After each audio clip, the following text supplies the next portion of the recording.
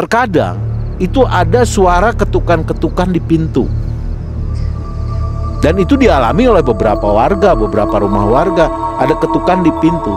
Dan apa yang terjadi ketika pintu dibuka?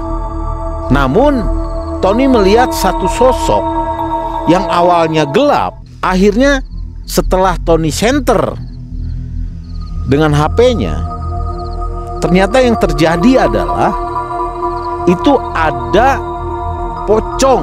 Pak Agus melihat dalam kegelapan itu ada sosok pocong Aceng itu loncat-loncat di dekat tempat tidurnya.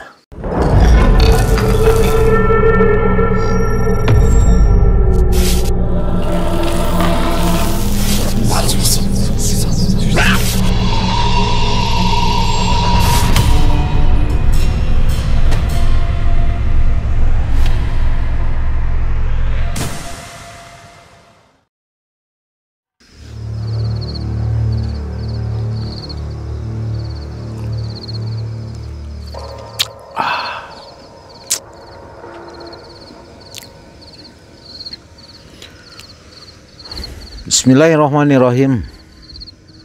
Assalamualaikum warahmatullahi wabarakatuh. Selamat malam sobat malam mencekam sekalian.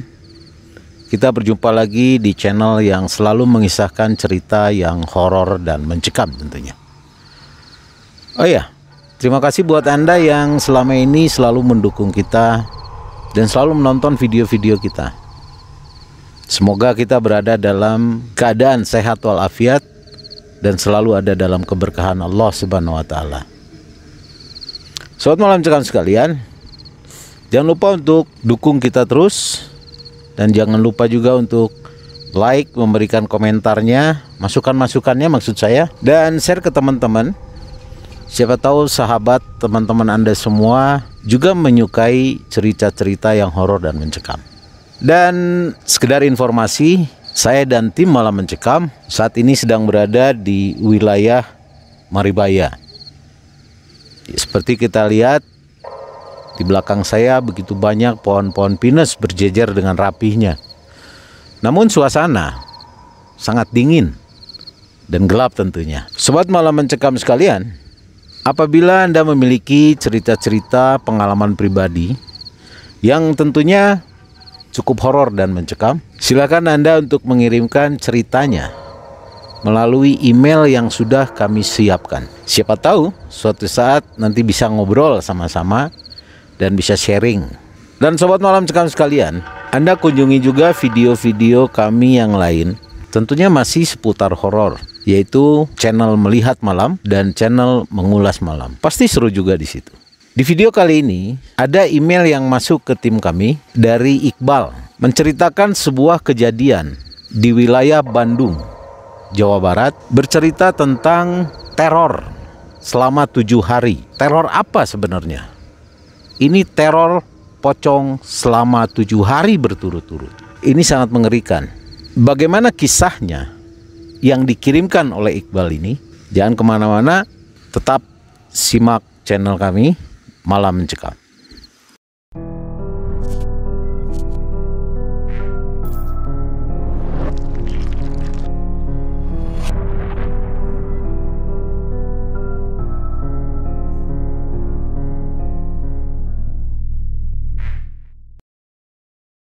Sobat Malam Mencekam sekalian, dikisahkan di satu wilayah di Bandung, ada seseorang bernama Aceng. Aceng ini berprofesi sebagai kuli bangunan, dan kondisi Aceng saat itu tempat tinggalnya itu ngontrak. Namun sudah cukup lama Aceng tinggal di tempat itu.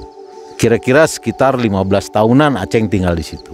Dan ini ceritanya berawal tahun 2020, di mana di situ kondisi begitu hebohnya awal-awal mengenai virus corona.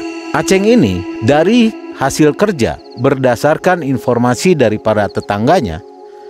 Sebagai kuli bangunan, Aceng ini memiliki kemampuan yang sangat luar biasa.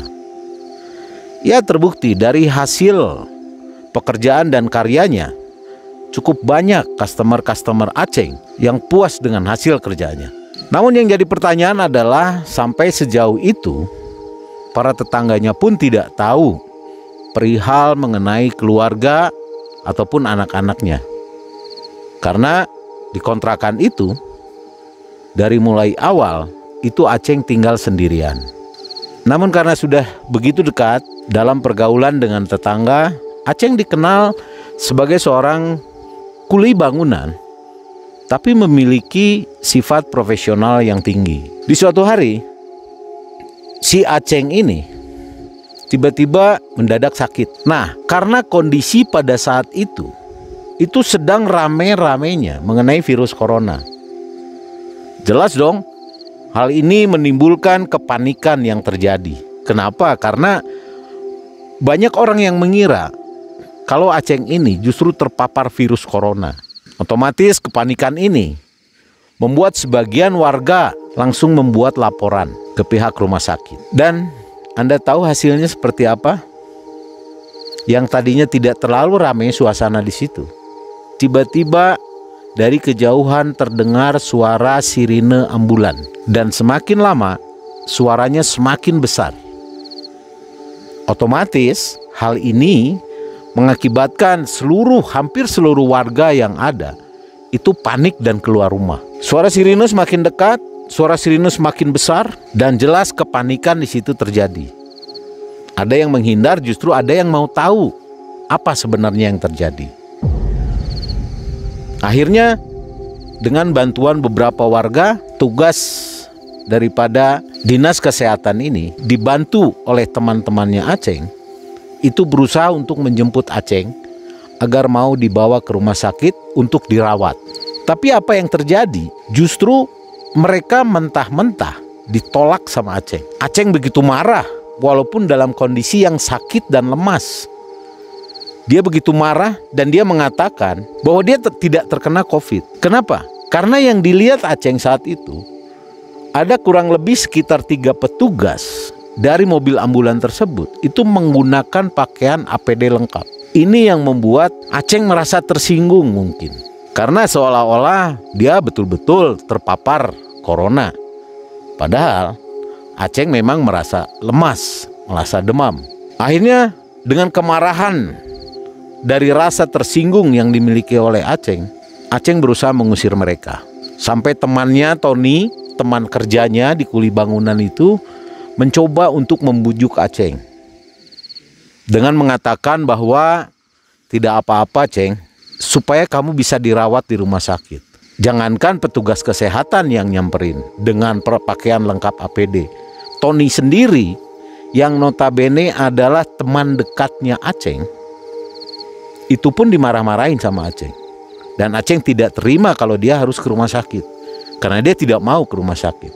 Alhasil mereka berpikir dan bersusah payah untuk bagaimana bisa membujuk Aceng. Terakhir ada Pak Agus yang tadi nelpon ambulan. Jadi Pak Agus ini dengan inisiatifnya ketika di awal terjadi dia langsung menelpon ambulan untuk menjemput Aceng. Dengan laporan tentunya bahwa di sini ada seseorang yang terpapar COVID, mungkin seperti itu. Nah, Pak Agus akhirnya bicara dengan Aceng, mencoba membujuk Aceng agar mau ikut di mobil ambulan untuk mendapat perawatan di rumah sakit. Dengan skill yang dimiliki oleh Pak Agus, akhirnya Aceng pun luluh dan dia mau dibawa ke rumah sakit. Walaupun sebenarnya terlihat dengan sangat keberatan sih sebenarnya Aceng itu. Tapi apa boleh buat, karena kurang lebih ada sekitar 4 orang yang memegang Aceng, yang sedikit memaksa untuk Aceng mau dibawa ke rumah sakit. Akhirnya singkat cerita, Aceng dibawa ke mobil ambulan, dan kembali mobil ambulan itu jalan lagi, sirinenya dinyalakan, dan Anda tahu, ternyata di luar begitu hebohnya tetangga-tetangga atau penduduk sekitarnya. Semua mengerumuni lingkungan itu. Aceng merasa keberatan, namun karena dia diapit oleh beberapa orang petugas, akhirnya mau nggak mau dia pasrah. Singkat cerita, suara ambulan ini pun mengaung-ngaung, berbunyi begitu keras, memancing perhatian masyarakat. Singkat cerita, akhirnya ambulan ini membawa Aceng pergi ke rumah sakit. Namun ada satu kejadian yang aneh pada malam itu.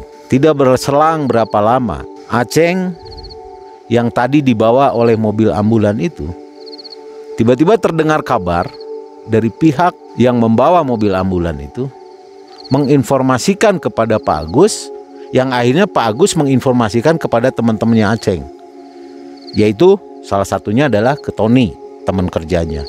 Dikabarkan bahwa sesampainya mereka di rumah sakit, apa yang terjadi ini yang membuat mereka kaget. Ternyata belum sempat Aceng dibawa masuk ke dalam rumah sakit, Aceng melarikan diri. Dia kabur dan ternyata dia lari kembali ke rumahnya. Sontak saja hal ini membuat teman-temannya, Tony dan kawan-kawan serta Pak Agus waktu itu berusaha untuk menghampiri, mendatangi rumahnya Aceng. Dan ternyata sobat malam cekam sekalian, ternyata benar saja. Aceng sudah ada di dalam rumahnya, dan ketika Tony dan kawan-kawan ini datang untuk menjumpai Aceng, Aceng tidak mau membukakan pintu. Bahkan terlihat seperti tidak ada penghuni di dalam. Namun Tony tahu kalau Aceng ada di dalam karena dia sempat melihat tadi. Lampu sempat nyala dan kemudian dimatikan. Akhirnya mereka pun pasrah. Akhirnya mereka duduk-duduk di depan rumah Aceng, yaitu rumah Pak Agus, sambil memantau ke rumahnya Aceng. Ya sekedar berjaga-jagalah. Malam pun tidak terasa sampai pagi. Akhirnya mereka bubar. Dan Tony dan kawan-kawan pulang ke rumahnya masing-masing. Kemudian mereka beristirahat. Besok paginya Tony dan kawan-kawan beserta Pak Agus itu kembali mendatangi rumahnya Aceng. Tetap tidak dibuka walaupun mereka tahu sebenarnya Aceng ada di dalam. Tapi mereka tidak pernah putus asa. Mereka tidak berhenti untuk terus berbicara di balik pintu, membujuk Aceng supaya mau membukakan pintu. Dan mereka bisa berdiskusi, bisa berbicara. Nah sobat malam cekam sekalian, keesokan harinya Tony dan kawan-kawan juga Pak Agus kembali mendatangi rumahnya Pak Aceng. Mereka terus membujuk bagaimana caranya supaya Aceng ini benar-benar mau berobat dan mau ke rumah sakit. Alasan kenapa Tony dan kawan-kawan tidak pantang mundur, tidak mau menyerah, karena apa? Desakan para warga di situ. Itu mereka membujuk supaya Aceng ini tetap dibawa ke rumah sakit. Karena tahu dong, pada saat rame-ramenya yang namanya virus corona, mereka tahunya itu bisa menular, apalagi kalau di lingkungannya ada yang kena. Ketakutan inilah yang membuat mereka tetap terus memaksa, bahkan tanpa putus asa, mereka terus membujuk Aceng. Anda bayangkan, usaha mereka untuk membujuk Aceng supaya mau dibawa ke rumah sakit, itu berlangsung hingga malam hari. Namun Aceng tidak pernah mau keluar. Walaupun mereka tahu bahwa Aceng ini sebenarnya tidak ada kekuatan, tidak ada tenaga karena kondisinya sakit, lemas. Ini juga yang mereka khawatirkan. Karena tidak ada jawaban dari Aceng, maka mereka juga berpikir macam-macam. Ada yang mengatakan sudah meninggal lah, udah parah lah segala macam. Namun mereka tetap memaksa untuk terus membujuk agar Aceng ini bisa mau dibawa ke rumah sakit. Dan ini berlangsung hingga malam hari. Ini yang mengerikan. Akhirnya Tony dan kawan-kawan, teman-temannya sekerja Aceng, bersama-sama dengan Pak Agus dan warga lainnya, mereka beremuk dan akhirnya mereka memutuskan bahwa mau nggak mau ini harus pakai cara paksa. Akhirnya disepakati. Dan Anda tahu, akhirnya Pak Agus, Tony dan kawan-kawan, mereka melakukan satu tindakan yang sebenarnya dibilang beretika sih enggak ya, tapi mau tidak mau nggak ada pilihan lain. Akhirnya mereka mendobrak pintu kontrakannya Aceng. Alhasil ternyata mereka tidak mendapati Aceng karena Aceng sudah lari duluan lewat belakang. Kebetulan di situ ada tangga di belakang rumah Aceng, dan Aceng naik ke tangga itu, dan Aceng itu lari sampai ke atas dan dia duduk di atas genteng. Ini mengerikan sekali. Malam-malam kondisi sakit, lemas, bahkan duduk di atas genteng. Kembali Tony, Pak Agus dan kawan-kawan mengalami kesulitan kembali. Bagaimana caranya membujuk Aceng agar mau turun? Dan itu memakan waktu lagi. Kurang lebih sekitar sampai jam 11 malam. Mereka berusaha terus secara terus-menerus. Mereka ini membujuk Aceng agar mau turun. Namun tetap tidak mau. Kurang lebih sekitar jam 11.30. Akhirnya atas persetujuan dari warga, akhirnya Tony memberanikan diri untuk manjat, untuk bisa membujuk Aceng supaya Aceng mau turun dan mau dibawa ke rumah sakit. Namun di sini hal mengerikan. Ini awal cerita nih. Awal cerita hal yang mengerikan yang terjadi ketika Tony naik ke atas genteng. Dan setelah Tony ada di atas genteng, dia berusaha perlahan-perlahan berusaha untuk mendekati Aceng supaya mau dibujuk dan bisa dipegang untuk bisa dibawa. Ketika secara perlahan-lahan Tony berusaha mendekati Aceng di atap genting, ini malam-malam loh. Kondisi di mana Aceng tuh begitu lemas karena sakitnya. Tapi karena dia merasa dia nggak mau kalau dia dikategorikan sebagai penyakit yang terpapar COVID. Bahkan di atas genteng Aceng sempat teriak sama Tony, "Ton, kamu jangan deket-deket saya. Jangan coba bujuk saya," dengan suara yang terbata-bata, dengan suara yang lemas. Karena rasa sakit yang dia tahan sebenarnya. "Saya nggak COVID, Ton. Kamu percaya sama saya?" Tony pun mencoba membujuk, "Iya, saya tahu Ceng kamu nggak COVID. Tapi paling tidak kamu dapat perawatan. Ayolah Ceng." Dengan perlahan-perlahan sambil bicara gitu, Tony itu sambil deketin. Sambil berusaha curi langkah lah untuk bisa dekat dengan Aceng. Namun di luar dugaan apa yang terjadi, Aceng mengambil satu tindakan yang ceroboh. Bahkan itu kelalaian sebenarnya. Aceng berusaha menghindari Tony dengan berdiri dan mencoba melompat dari genting rumah kontrakan dia ke genting rumah orang tetangganya. Dan apa yang terjadi? Ini mengerikan.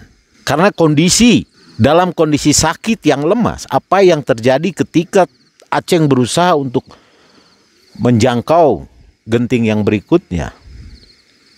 Di sini di luar dugaan, Aceng terpleset, tidak mampu menjangkau genteng berikutnya. Dan apa yang terjadi? Aceng langsung jatuh ke bawah. Dan saat itu juga Aceng meninggal di tempat. Ngeri kan?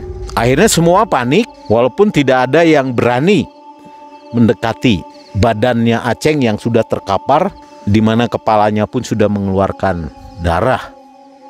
Tidak ada yang berani. Tapi ada beberapa, ya termasuk Tony dan teman-temannya, mendekati badannya Aceng. Disitulah mereka baru tahu kalau Aceng sudah meninggal di tempat. Akhirnya apa yang dilakukan setelah semua tahu bahwa kondisi Aceng seperti ini, mereka tetap memanggil ambulan. Tim medis pun datang dengan ambulan dan mereka mengevakuasi Aceng ke kamar mayat. Ada satu hal yang cukup menyesal dari teman-temannya, termasuk Tony, karena ada laporan dari tim medis di rumah sakit bahwa Aceng meninggal dunia karena benturan yang cukup keras di kepalanya ketika dia jatuh ke bawah. Dan ada kabar yang mengejutkan buat Tony dan kawan-kawan, juga buat Pak Agus, bahwa sebenarnya setelah dilakukan tes oleh pihak rumah sakit, bahwa Aceng dinyatakan negatif tidak terpapar virus corona. Berarti benar apa yang disampaikan Aceng sebelumnya, bahwa memang dia karena sakit, bukan karena terpapar. Nah, ini memberikan satu pembelajaran kepada kita semua. Jangan ketika ada tetangga kita atau teman kita yang kena sakit lah, demam lah, apa, jangan terus kita memvonis bahwa dia terpapar. Belum tentu. Karena bukan berarti karena dia sakit dia itu terpapar. Ya siapa tahu yang sehat juga justru dia sudah mengidap. Disinilah penyesalan yang terjadi. Penyesalan yang terjadi kepada Tony, kepada Pak Agus dan kawan-kawan. Juga beberapa warga yang ada di situ yang mungkin di awal mereka sudah memiliki kecurigaan bahkan atau satu tuduhan bahwa Aceng terpapar COVID. Hasilnya dari pihak rumah sakit ternyata negatif hasilnya. Akhirnya singkat cerita, karena Aceng ini sebatang kara, kemudian Aceng ini tidak ada siapa-siapa karena sendirian. Akhirnya Tony sebagai rekan kerjanya, ya sebagai temannya lah, dan Pak Agus waktu itu hanya beberapa orang saja, sekitar 7 orang yang hanya mau mengantar jenazah Aceng untuk dimakamkan. Kok bisa sedikit? Karena yang lain ketakutan. Padahal sudah jelas hasil dari rumah sakit itu Aceng ini tidak ada terpapar yang namanya virus corona. Tapi mereka ketakutan. Makanya yang mengantar jenazah Aceng ke pemakaman itu nggak banyak. Hanya kurang lebih 7 orang, termasuk Tony dan kawan-kawan, ya termasuk juga Pak Agus. Karena Pak Agus ini posisinya itu, rumahnya itu tepat di depannya berseberangan dengan kontrakannya Aceng. Nah sobat Malam Mencekam sekalian, ada alasan lain kenapa para warga itu juga memang tidak mau mengantar jenazah Aceng. Ya karena menurut mereka Aceng ini juga mengikuti satu aliran, yaitu aliran sesat. Itu menurut mereka. Padahal Aceng orangnya baik-baik, sudah tinggal di situ 15 tahun, bekerja dengan sangat profesional, hasilnya pun orang puas. Jangankan yang jelek, yang baik pun kadang ya kita diomongin. Biasalah manusia ya.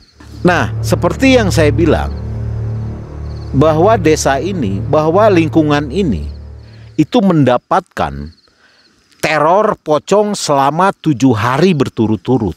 Ini yang akan saya jelaskan. Setelah pemakaman Aceng itu, akhirnya mereka pulang.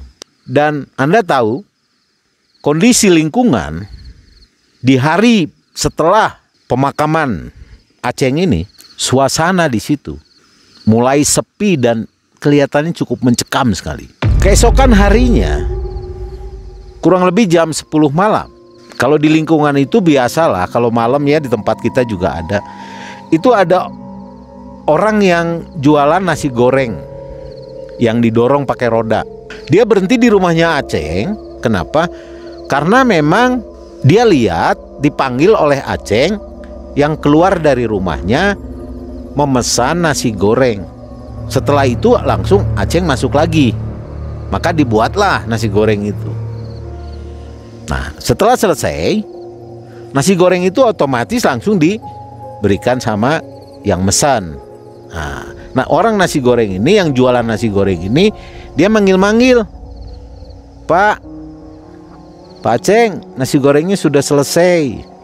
Tapi nggak keluar, nggak ada orang yang keluar. Suara daripada bapak penjual nasi goreng ini memancing Pak Agus yang rumahnya berada tepat di seberang daripada kontrakannya Pak Aceng. Yang keluar itu Ibu Agus. Dia bilang, Mas, ngapain? Ini Bu, Pak Aceng pesen nasi goreng. Ini nasi gorengnya udah selesai, Pak saya panggil tapi nggak keluar-keluar. Mas, serius Mas? Iya Bu, tadi Pak Aceng manggil, tadi keluar, terus pesen nasi goreng. Ya saya buatin. Tapi setelah selesai saya panggil nggak keluar-keluar. Dengan kagetnya si ibu itu, dia langsung lari masuk ke dalam dan memanggil suaminya, yaitu Pak Agus. Dan akhirnya Pak Agus pun keluar. Pak Agus keluar, kemudian dia nanya, Mas, itu nasi goreng siapa? Ini nasi gorengnya Pak Aceng tadi pesen. Akhirnya dia keluarlah, Pak Agus ini nyamperin, keluar dari pagar nyamperin si tukang nasi goreng. Lalu dijelaskan sama Pak Agus bahwa Aceng itu kemarin itu baru dimakamkan, dia meninggal dunia. Dia nggak percaya. Tukang nasi goreng ini sama sekali nggak percaya. Kenapa? Karena jelas dia lihat Pak Aceng yang keluar, Pak Aceng yang mesen, lalu masuk lagi. Pak, saya lihat tadi Pak, dia ngomong ke saya, dia pesen. Tetap dia nggak percaya. Akhirnya karena suara ribut-ribut begitu, ya tetangganya pada keluar dong.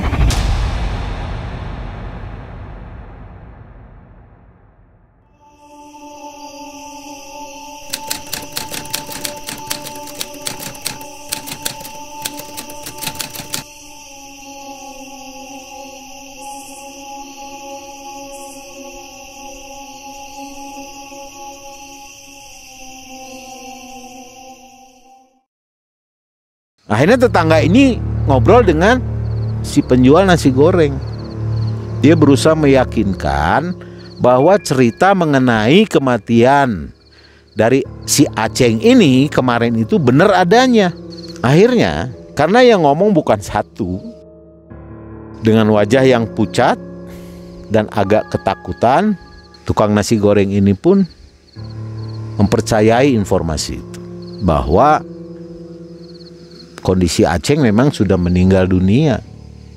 Walaupun dalam hati dia berpikir, dia bertanya, jadi tadi siapa yang keluar yang memesan nasi goreng? Disitulah pengalaman yang cukup mengerikan yang dialami oleh seorang penjual nasi goreng di hari pertama dari kematian Aceng. Dan Anda tahu, setelah kejadian di hari pertama itu, jelas dong itu membuat warga, suasana di lingkungan itu semakin mencekam. Karena kejadian yang dialami oleh penjual nasi goreng itu ternyata itu menyebar ke seluruh warga. Hal ini yang membuat lingkungan itu kembali mencekam. Sepi sekali kalau malam. Bahkan tidak ada yang berani lewat rumah Aceng. Kejadian di hari kedua, ini teror lagi. Jadi waktu itu Tony dan kawan-kawan sedang merenovasi sebuah rumah kosong. Dan tentunya mereka kalau bekerja ada waktu dong. Begitu mau menjelang maghrib sekitar jam 5, setengah 6, mereka ini sudah beres-beres di rumah yang direnovasi itu. Sudah beres-beres. Dan beberapa teman Tony yang satu kerjaan waktu itu yang merenovasi rumah itu mengajak Tony untuk segera pulang. Namun karena Tony masih beres-beres, masih membersihkan tangan, membersihkan kaki, ya membersihkan badan lah di halaman belakang. Akhirnya Tony bilang, menyaut kepada mereka, mengatakan bahwa silakan aja kalian duluan, nanti saya habis beres-beres ini saya pulang. Dan itu hari hampir menjelang maghrib. Tony bersih-bersih itu di halaman belakang. Dan apa yang terjadi pada saat Tony sedang membersih-bersih, Tony mendengar ada suara seperti orang yang lagi mengetuk-ngetuk menggunakan palu, itu menggetuk-getuk tembok. Tony curiga, ini siapa nih? Padahal teman-temannya tadi sudah ada yang pulang. Bahkan Tony berpikir, oh ini mungkin ada yang belum pulang. Maka Tony sambil mencuci tangannya sampai berteriak, "Woi, udah maghrib nih, udahlah pulang aja, besok lagi kerjanya." Itu teriakan Tony. Kenapa dia berteriak? Karena suara itu terdengar ada di lantai 2. Dan Tony waktu itu ada di halaman belakang membersihkan tangan dan kakinya. Namun suara itu tidak hilang juga. Sempat berhenti sebentar, kemudian terdengar lagi suara itu. Hari sudah hampir gelap. Akhirnya setelah Tony beres-beres tangan, Tony pun akhirnya mau memberitahukan untuk berhenti bekerja, nggak usah lagi gedor-gedor tembok atau kerja terus gitu kan, untuk menyuruh temannya ini pulang. Tapi aneh karena teman-temannya sudah pamit duluan. Dan ini terjadi hampir gelap. Namun Tony akhirnya mencoba untuk memberanikan diri untuk masuk ke dalam rumah yang direnovasi itu dan menaiki tangga karena terjadinya suara itu di lantai 2. Ya dia dengan menggunakan senter, dia coba. Dan apa yang terjadi? Ini yang cukup mengagetkan. Tony ternyata melihat di lantai 2 itu tidak ada orang yang bekerja. Namun Tony melihat satu sosok yang awalnya gelap. Akhirnya setelah Tony senter dengan HP-nya, ternyata yang terjadi adalah itu ada pocong dan bukan orang yang sedang mengetuk-ngetuk palu ke tembok. Tapi sosok pocong itu membentur-benturkan kepalanya ke tembok. Dengan rasa penasaran, Tony berusaha untuk memperjelas penglihatannya. Dan seketika itu juga sosok pocong itu dia berbalik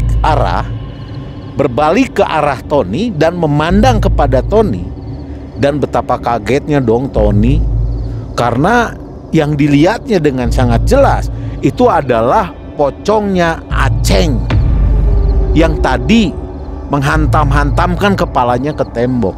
Dan dalam penglihatan Tony saat itu, sosok Aceng ini, pocong Aceng ini itu menangis. Namun yang anehnya adalah air mata yang keluar dari pocongnya Aceng ini itu hitam warnanya. Hitam seperti oli bekas. Dan ini yang membuat Tony merasa ketakutan. Dan apa yang dilakukan Tony seketika itu juga, dia langsung berlari menuruni tangga. Bukan hanya satu tangga dia turunin, tapi dia meloncat-loncat, beberapa anak tangga dia lompatin. Saking ketakutan. Dan dia berlari tanpa dia membereskan alat-alat yang dia punya. Saking takutnya, boro-boro dia meresin alat-alat dia. Dia takut melihat sosok pocong Aceng yang dia lihat dengan jelas. Dia berlari langsung pulang ke rumah. Sontak hari ini membuat Tony merasa ketakutan.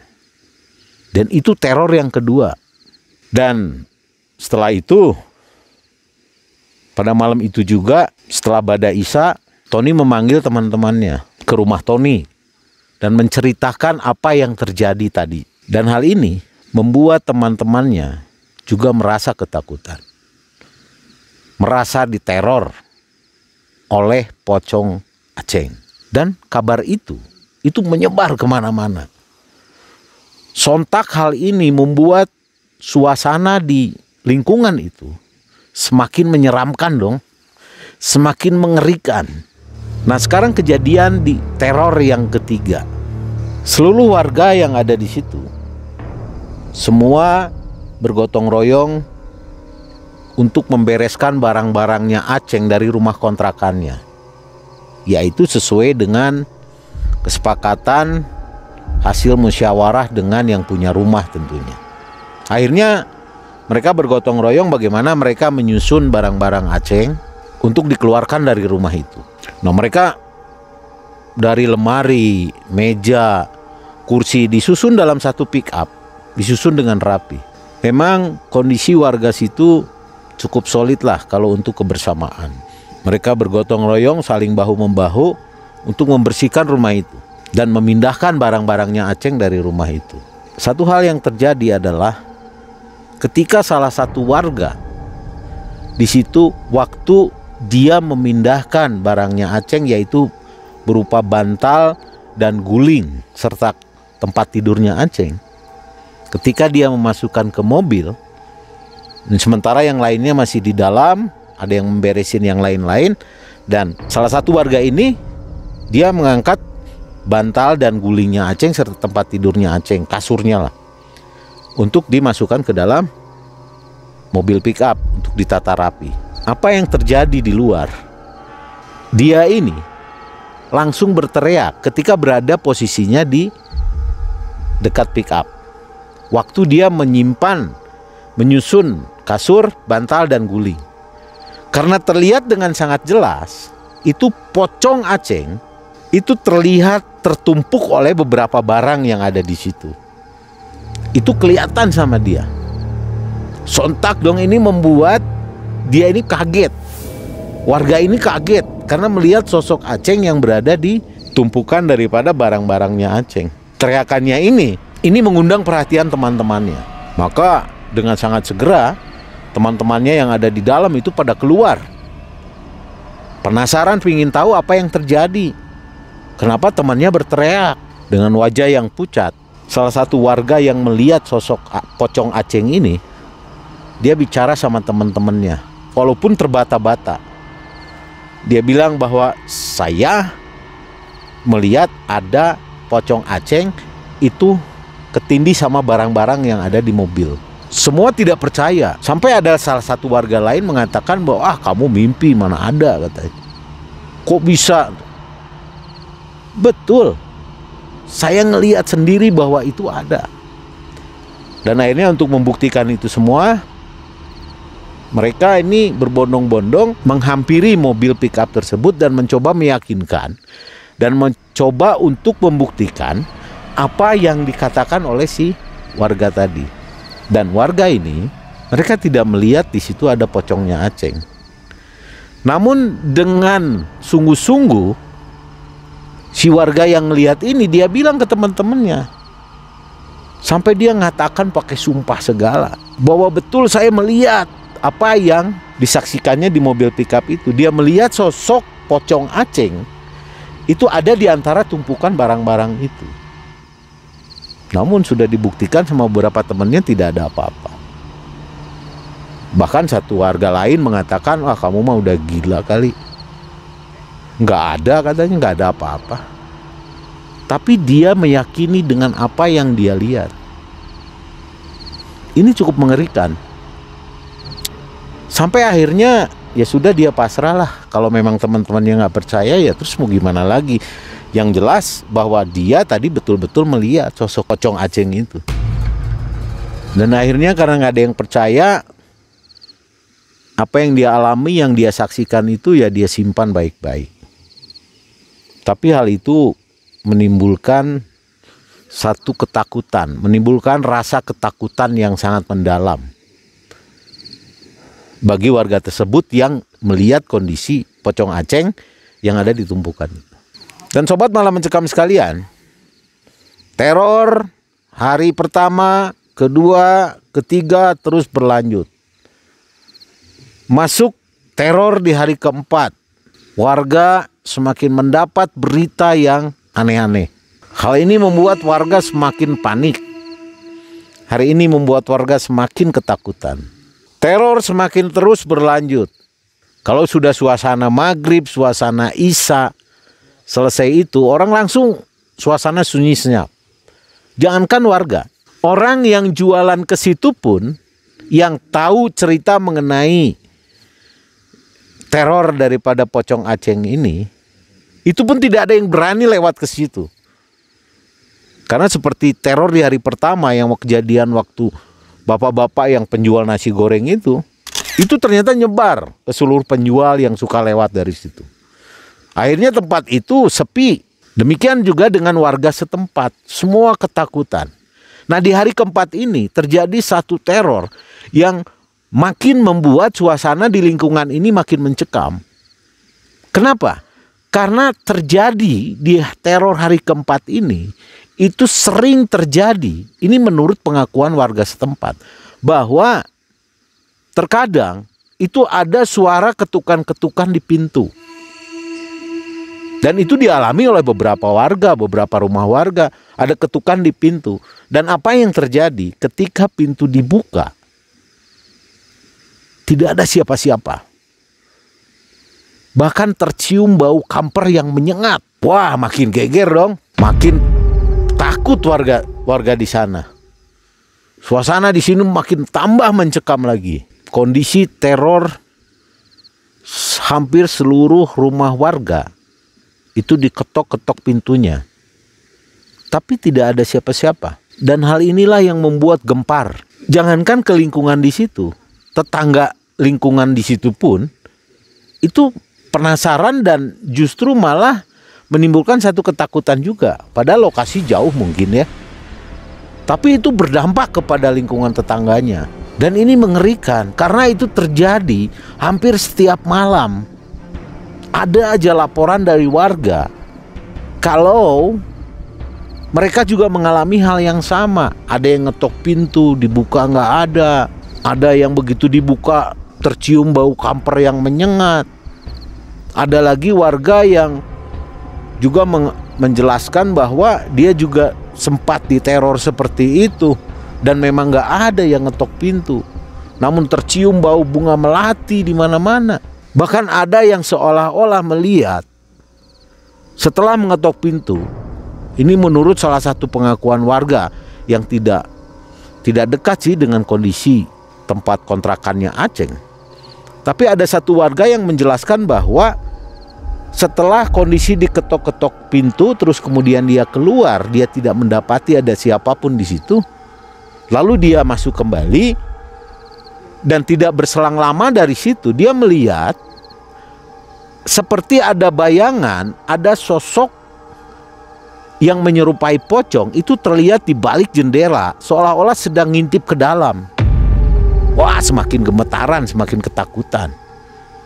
Maka kondisi di malam itu, di malam keempat itu, hampir seluruh warga itu benar-benar merasa ketakutan yang teramat sangat.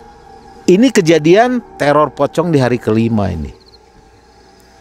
Saat itu karena suasana malam itu, setiap malam itu sepi dan mencekam, kurang lebih sekitar jam 10 lewat. Apa yang terjadi? Ada salah satu warga yang dia baru pulang dari luar kota. Nah, di mana warga ini, dia tidak tahu menahu mengenai apa yang sudah terjadi dalam minggu itu. Dia tidak tahu, karena dia ada tugas keluar kota. Kemudian dia waktu itu pulangnya kebetulan malam. Sementara suasana sudah begitu sangat sepi dan mencekam di situ. Jadi karena dia nggak tahu, dia santai aja karena dia nggak tahu. Dia lewat jalan dengan santainya melewati rumah Aceng tersebut. Dan apa yang terjadi? Salah satu warga ini yang baru pulang dari luar kota ini, sebut aja namanya Bambang. Nah, Pak Bambang ini karena tidak tahu dia tugas berapa minggu di luar kota, dia baru datang. Dan kebetulan dia pulangnya malam, dia jalan menuju rumahnya. Dan rumahnya itu harus melewati kontrakannya Aceng. Nah, ketika dia berjalan, dia melihat ada satu sosok yang sedang duduk, sedang jongkok, itu di depan rumahnya Pak Agus. Seperti yang tadi saya ceritakan bahwa rumahnya Pak Agus ini berseberangan dengan kontrakannya Aceng. Nah, sosok ini, orang ini yang sedang jongkok ini, dia pakai kaos putih tangan pendek dengan menggunakan celana 3/4 lah. Sedang jongkok di situ, membelakangi dia, membelakangi Pak Bambang ini yang saat itu sedang lewat. Tapi karena ngelihat sosok Pak Bambang ini, ngelihat sosok itu dia kenal, maka dia tegur dong, "Ceng, ngapain kamu di situ di depan rumahnya Pak Agus? Lagi nunggu Pak Agus?" Tanpa membalikan badan, tanpa memalingkan wajah, si Aceng ini dia menjawab, "Iya." Oh, kemudian Pak Bambang ini kan langsung jalan lagi nih. Langsung jalan lagi, bertepatanlah dekat dengan Aceng. Mereka sempat ngobrol. Namun Bambang ini bilang sama Aceng, "Ceng, emang Pak Agus nggak keluar-keluar?" Tidak dijawab sama Aceng. Nah, ketika si Aceng ini menolehkan wajahnya ke arah Pak Bambang cukup kaget. Kenapa? Karena wajah si Aceng ini terlihat begitu pucat. Nah, dalam pikiran Pak Bambang, bahwa ini lagi sakit atau seperti apa. Maka apa yang disampaikan oleh Pak Bambang, dia bilang sama Aceng, "Ceng, kamu pucat gitu wajahnya." Aceng masih memandangi Pak Bambang ini tanpa ekspresi, cuman melihat aja gitu. Pak Bambang melanjutkan, "Ceng, sepertinya kamu lagi sakit. Sebaiknya Ceng, kalau kamu sakit, mendingan kamu berobat ke rumah sakit atau ke dokter." Anda tahu, jawaban spontan yang dikatakan oleh si Aceng ini ke Pak Bambang ini sangat mengagetkan. Si Aceng ini setelah mendengar penuturan daripada Pak Bambang, Aceng ini sontak langsung dia berkata, menjawab Pak Bambang itu dengan kondisi yang marah. Dia bilang, "Saya tidak kena COVID, saya tidak sakit." Itu jawaban dari Aceng. Kaget dong Pak Bambang. "Loh, kok kamu marah-marah gitu, Ceng? Saya kan hanya sekedar menyarankan kamu kalau sakit kan lebih baik berobat. Berobat ke rumah sakit atau berobat ke dokter. Saya nggak kena COVID. Tetap itu jawabannya si Aceng. Melihat gelagat yang nggak enak, seolah-olah si Aceng marah-marahin dia, kata Pak Bambang. Dia berpikir, ya ngapain saya ladenin terus. Akhirnya Pak Bambang pun tidak mau lagi melanjutkan percakapannya dengan si Aceng. Dan apa yang dilakukan oleh Pak Bambang, ya dia ngomong, ya maaf Ceng lah, saya kan cuma menyarankan, saya memberikan saran supaya berobat. Saya nggak COVID. Tetap juga jawabannya seperti itu. Nah ya udah, kalau nggak usah marah-marah gitu. Ya udah kalau gitu saya pamit deh, makasih Ceng, assalamualaikum. Tanpa ada jawaban lagi. Nah, hanya beberapa langkah ketika Pak Bambang melewati sosok si Aceng ini yang sedang jongkok di depan rumahnya Pak Agus. Apa yang terjadi? Dia merasa, Pak Bambang ini merasa seperti keheranan juga, kenapa dia marah-marah ya? Sambil berjalan nih, sambil jalan dia. Nah kurang lebih sekitar 10 langkah, sambil keheranan, kenapa Aceng marah-marah seperti itu? Terus dia berbalik. Dia melihat kondisi Aceng, dia berbalik ke belakang sambil jalan. Dan apa yang terjadi ini yang bikin kaget.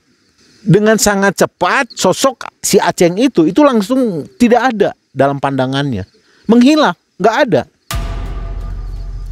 Pak Bambang ini coba ngelihat ke rumahnya Aceng, nggak ada orang, gelap. Karena di situ nggak ada gang, nggak mungkin secepat itu menghilang. Tapi sosok Aceng itu dalam 10 langkah Pak Bambang lewat, ketika dia nengok ke belakang nggak ada sosok Aceng. Dia tidak tahu apa ceritanya. Dia tidak tahu beritanya seperti apa. Di hari yang sama, di hari yang kelima, teror kelima ini, secara bersamaan, pada saat kejadian yang dialami oleh Pak Bambang, Pak Agus yang berada di dalam rumah, waktu itu tiba-tiba terjadi, rumahnya itu langsung gelap. Rumahnya gelap, mati lampu lah. Jadi apa yang dilakukan oleh Pak Agus? Pak Agus tuh keluar dari kamarnya, itu menyalakan lilin supaya ada bantuan cahaya dari lilin karena matinya total.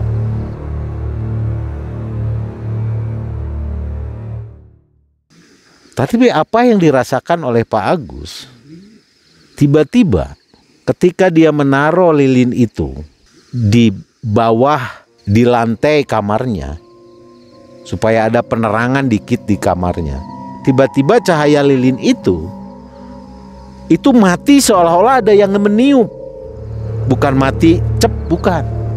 Dia matinya tuh jadi seolah-olah ada yang menghembus, sehingga membuat lilin itu mati. Dan yang mengejutkan lagi adalah Pak Agus seolah-olah merasa ada tetesan-tetesan lilin yang dijatuhkan ke badannya pada saat dia berbaring. Yang paling mengejutkan lagi, Pak Agus melihat dalam kegelapan itu ada sosok pocong Aceng itu loncat-loncat di dekat tempat tidurnya. Sontak saja hal ini membuat Pak Agus ketakutan, yang mengakibatkan Pak Agus berteriak. Teriakan Pak Agus ini membuat istrinya bahkan anak-anaknya itu semua terbangun dan bertanya, ada apa Pak? Lalu diceritakanlah apa yang dia alamin. Makin ngeri dong, makin mencekam. Wah, makin ketakutan mereka ini. Pak Agus pun makin ketakutan. Itu di hari yang sama. Sobat Malam Mencekam sekalian, Anda tahu dong, rentetan teror-teror sampai hari kelima. Dan di hari ke-6 otomatis membuat seluruh kondisi di lingkungan warga tersebut itu semakin gempar. Karena suasana semakin mencekam, suasana semakin horor. Tidak ada satu orang pun yang berani keluar. Sampai akhirnya seluruh warga setempat mengadakan satu rapat dan mereka memutuskan harus dilakukan yang namanya ronda malam. Dan akhirnya sepakat pada malam itu, yang melakukan ronda malam itu ada kurang lebih sekitar 6 warga yang bersedia melakukan ronda. Termasuk salah satu temannya ini, Tony. Dan mereka melakukan ronda malam di seputaran rumah Aceng tersebut. Dan ketika rombongan salah satu warga dan temannya si Aceng ini, yaitu Tony, mereka pada saat lagi jalan melewati rumah kontrakannya si Aceng, di sini terjadi lagi teror yang cukup menakutkan. Karena warga yang bareng bersama Tony ini, dia merasa ada sesuatu yang melempari dia gitu loh. Dan itu kena badannya. Otomatis si warga tersebut yang berjalan bersama Tony tersebut, dia merasa aneh loh, ini seperti ada yang ngelemparin saya dari atas. Dan tahu apa yang dilakukan? Dia bilang ke Tony, dia bilang, "Ton, sepertinya ada yang aneh." Dan saat itu mereka berdua waktu melewati rumahnya si Aceng, dia bilang bahwa saya seperti ada yang melempari dari atas dengan kerikil. Ah, masa sih? Beneran? Saya ngerasa badan saya ada yang ngelemparin. Sontak saja mereka berdua melihat ke atas genteng dong. Dan dia menyalakan senternya dan melihat ke atas genteng. Apa yang mereka saksikan, ternyata di atas genteng itu ada sosok pocong Aceng. Ngeri nggak? Sosok pocong Aceng memandang ke bawah, menatap ke bawah, menatap ke mereka berdua sambil tertawa. Dan tertawanya Anda tahu sendiri, menakutkan sekali. Akhirnya Tony dan temennya ini, salah satu warga ini, dia berteriak memanggil teman-temannya yang saat itu sedang meronda. Datanglah yang 4 orang ini. Dia ceritakan apa yang terjadi. Dan ketika yang 4 orang ini mau tahu apa yang diceritakannya apakah benar atau tidak, ketika mereka sama-sama melihat ke atas genteng dan menyoroti dengan senternya sosok pocong Aceng, itu tidak ada. Tapi Tony dan temannya ini yang dilempari tadi itu jelas. Jadi mereka berempat ini mau nggak mau, walaupun tidak melihat apa yang diceritakan Tony dan warga itu, mau nggak mau terpaksa harus percaya. Karena memang itu hari demi hari, sampai saat itu teror ke-6 itu memang kejadiannya banyak sekali teror dari pocong Aceng tersebut.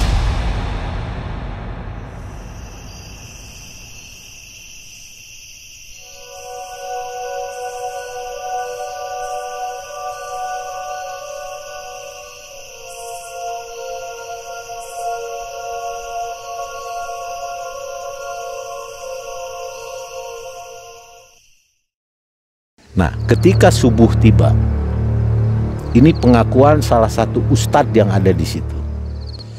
Ketika subuh tiba, kondisi di masjid, ustadz ini mendengar ada suara yang aneh, suara geredak-geruduk itu di tempat kereta mayat yang ada di sebelah masjid.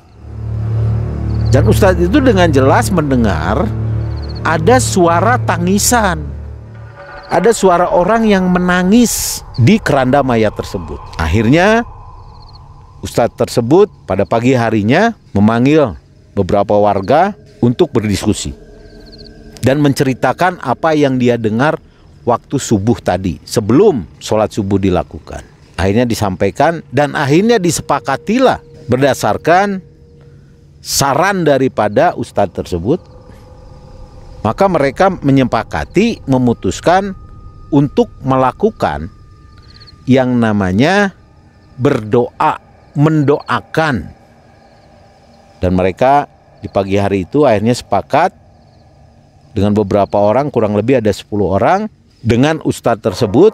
Pagi itu mereka mendatangi ke pemakamannya si Aceng. Akhirnya mereka mendoakan berdoa yang dipimpin oleh ustadz tersebut sampai selesai berdoa. Dan sobat malam cekam sekalian, benar saja apa yang terjadi setelah ustadz beberapa warga di situ mendatangi kuburannya Aceng dan melakukan doa bersama di situ yang dipimpin oleh ustadz, benar saja terbukti setelah kejadian itu di malam-malam berikutnya tidak ada lagi yang namanya teror pocong Aceng. Apa yang kita bisa ambil hikmah dari cerita ini? Pertama tentunya, ini buat teman-teman nih, jangan orang sakit terus langsung diponis wah dia kena COVID. Belum tentu. Akhirnya tekanan kan. Padahal mungkin belum tentu. Ya memang kita ketakutan, kekhawatiran bahwa di lingkungan kita ada yang kena COVID gitu ya. Tapi ya belum tentu juga. Ya jangan terlalu dibesar-besarkan lah. Akhirnya hal ini membuat tekanan kepada Aceng waktu itu. Sengaja cerita ini tidak diperjelas mengenai lokasi yang sebenarnya di lingkungan mana. Yang jelas si pengirim cerita ini juga menutupi. Dia hanya mengatakan bahwa ini kejadian di Bandung, Jawa Barat. Demikian sobat malam mencekam sekalian. Dan terima kasih buat Iqbal Basrat. Inilah yang mengirimkan cerita. Terima kasih buat Anda sudah mengirimkan ceritanya. Dan sobat malam mencekam sekalian, apabila Anda memiliki cerita pengalaman pribadi seperti Kang Iqbal ini, silahkan Anda untuk mengirimkannya melalui email yang sudah kami sediakan. Ya siapa tahu nanti kita akan undang Anda sebagai narasumber mungkin ke studio kami, atau kisahnya kami akan ceritakan kepada Anda. Dan tentunya terima kasih buat Anda yang terus mendukung channel ini. Semoga kita selalu sehat walafiat dan dilindungi, diberikan keberkahan oleh Allah Subhanahu wa taala. Oh ya, jangan lupa juga kunjungi channel yang lain, yaitu channel Melihat Malam dan Mengulas Malam. Melihat Malam adalah salah satu channel di mana kita langsung penelusuran ke lokasi. Dan Mengulas Malam adalah komedi horor. Menarik. Anda rugi kalau nggak mampir ke sana. Di penghujung acara ini akhirnya, saya Yudi dan tim Malam Mencekam dari Maribaya Lembang, Bandung, Jawa Barat, kami pamit. Assalamualaikum warahmatullahi wabarakatuh.